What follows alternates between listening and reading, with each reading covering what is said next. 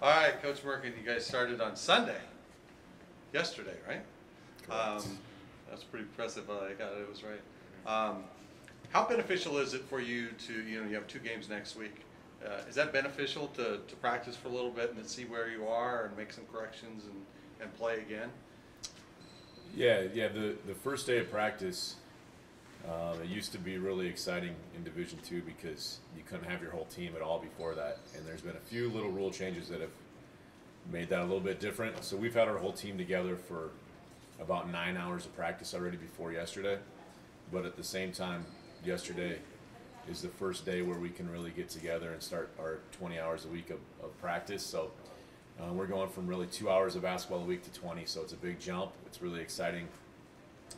As a coach, our guys were really excited yesterday to be in the gym and actually have some time to get better at some stuff. It seems like our workouts have been getting going and they're over before you know it, because that hour, if we're together, goes really fast. So it's really nice to be going a little bit longer and really be able to start teaching a little bit more. We have a lot of guys that still need to be taught a lot of things. It's interesting. I told you I was going to go off topic a little bit today. But I was looking at I think it's the 12 teams that have made the NCAA football playoff over the last 3 years, and 11 of them had a returning starter at quarterback. And it just, to me, first it's really interesting how complex college football is, but just college athletics in general, the need to have veterans and how it's hard to explain how complex the systems are in college compared to what they are in high school. I mean, it is a huge jump. That you can't really understand until you get there. And I tell every kid I recruit that, and then they get here and they say they understand, and then when we start, they're super confused and say, wow, that's a lot more than I thought it would be. Part of that is, like I said, we get 20 hours a week now, so it's a ton of basketball, a ton of learning, and it's our job as a coaching staff to really be good at teaching how to run that system and what you're supposed to do individually.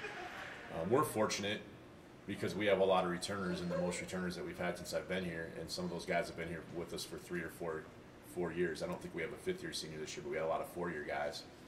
So that helps us, and we've got a chance to have a lot of internal leadership, which the really good teams usually do, not a bunch of coach leadership, but great internal leadership. And I really think our seniors have a chance to do that, and some of our older guys as well. So that's really exciting to me.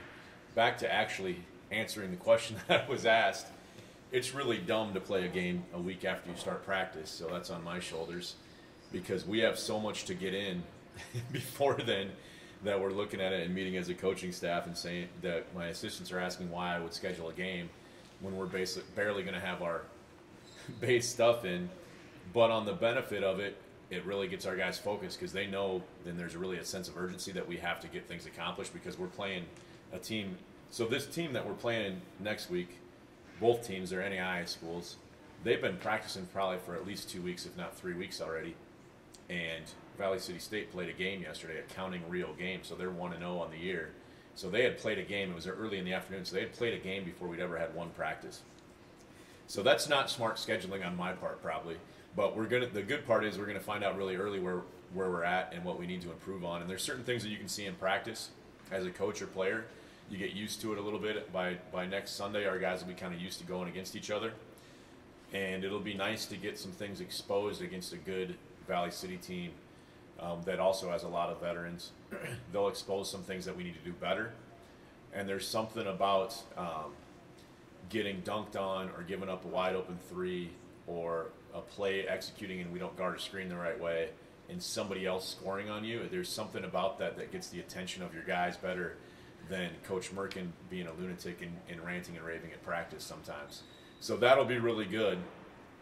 We better be a lot better a week from now than when we play than we are right now, or we'll be in big trouble. But that's our job as coaches and players. And the thing that I love about our guys is they're really excited to learn. We've instilled some new stuff this year, and our guys have really enjoyed learning those tweaks and changes. So yeah, I'm excited. The main thing I'm excited for is I woke up really excited for practice today, to watch yesterday's practice and then to plan today's practice, which is done, and then to practice here in about 2 hours because we've got to get a lot better, and we have a lot of guys that want to be coached and want to be competitive with each other and with themselves. So it should be a fun team to be around for the next 5 months, and we're going to be busy because we got a lot to get accomplished. Coach, do you like what you see coming back and what this team is capable of producing? Yeah, you know that. So we haven't, since we barely started, we're going to spend the next 5 months talking about whether we won or lost or what we have to do to win or lose. So I was just thinking I really like my team, you know, and we've got, I know I'm supposed to sit up here and say how I coach a bunch of good guys, so everybody's supposed to sit up here and say that. But we really have a special group as far as student athletes. You know, you have one of our seniors, Luis Felipe Richimaya. He's got an internship at one of the biggest companies in Brazil, and he helped with, I think there was 5 interns that he was with this summer, and they put on an event that raised over $1 million for charity. $1 million, like that's a lot of money for me. I don't understand what that means. That's too much for me. So that was a big time thing. He's with students from Cal Berkeley and from Ivy League schools, and he's representing Minot State at that. That's pretty awesome. And we've got Tyler Rudolph's a senior for us, and I get a note from a parent that Tyler's in Bismarck, runs into a kid that he had on his team in summer camp. The kid goes to say hi to him, and before the kid can say hi, Tyler knows his name and says hi to him. So I've got some guys that are really special in what they do off the court. They really believe that college basketball is a chance to grow and have some experiences that they wouldn't have otherwise. And I need to remember that more and not get so caught up in winning and losing, because we've got 6 seniors that are phenomenal. The young guys that we've got in our program are unbelievable students. We had a 3.0 GPA as a team again, which is pretty cool. That's at least the 3rd semester, if not more, in a row. That's not easy to do. I don't know what you guys' college GPA was, and I probably shouldn't say what mine was, but my college roommate, actually, happy birthday, Dr. Gabriel Cook, it's his birthday today. He was nearly ineligible his first semester. I hope none of the chemistry majors at Oklahoma State watch this film, because they'll realize that their professor of biochemistry, whatever it is, way higher than. He wasn't a 3.0 his first semester, and our team has been for the last at least 3. That's pretty impressive. So I told you I was going to rant and rave about a lot of stuff today besides basketball. But our guys are really special. I think that they're pretty good basketball players. I haven't seen them enough to know. We'll find out. But they love to compete. They love to get better. They do a great job feeding off each other, and they love seeing themselves grow as young men and each other as young men. And it's made me grow a lot as a coach and as a person as well. So that's what I'm really looking forward to for the next 5 months, I guess, is just seeing those guys, because we've got some, you know, we really have a group that's come through our program for a long time now, in that senior class, and a couple guys that we've added since then have really stepped up their leadership, and Nate Moore and Russ Davis that started some games for us last year that are really good players and really growing as young men too. And Liam McCray, who was with us and stayed all summer and had a tremendous summer. And then Brandon Green, who's been with us for 4 years.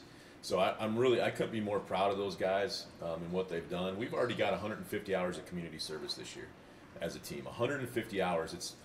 So today's the 16th of October. We have this initiative where we have to start tracking what we've done. We just did it because that's what you're supposed to do. People support you. You support the community back in the campus. But I decided now that it was decided for me that I have to add up those hours and keep track of it. And I looked at it today. It's already over 150. That's a lot of hours and a lot of people trying to make a difference. And the best part about it is my guys love doing it. They're active. They enjoy being around kids in the service projects that we do, things on campus.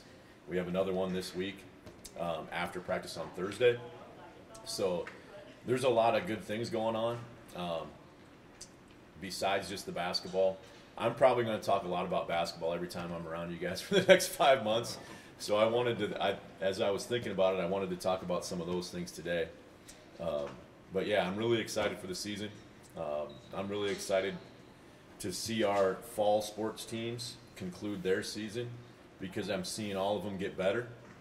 And I think that's been exciting, and our guys have really enjoyed that and watching teams grow.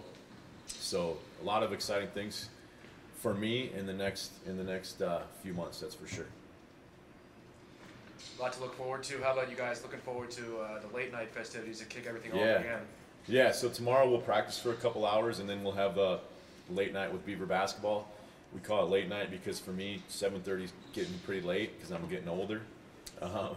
But I would love for a lot of people to come out. We've got some new faces. We probably have as talented as an incoming class as we've had since I've been here. And the best part about it is we have a lot of older guys that are probably going to make it tough for those new guys to see playing time this year. And that's how a good program should be.